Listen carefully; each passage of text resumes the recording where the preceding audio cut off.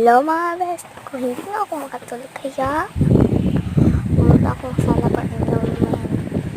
Pero nakita ko yung gulo dito sa bayo mga bag namin, kaya inayos ko.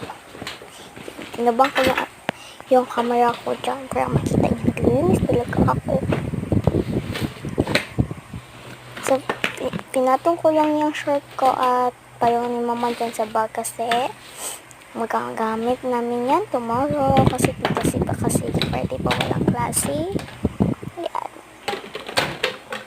Sorry, magulo yung video eh.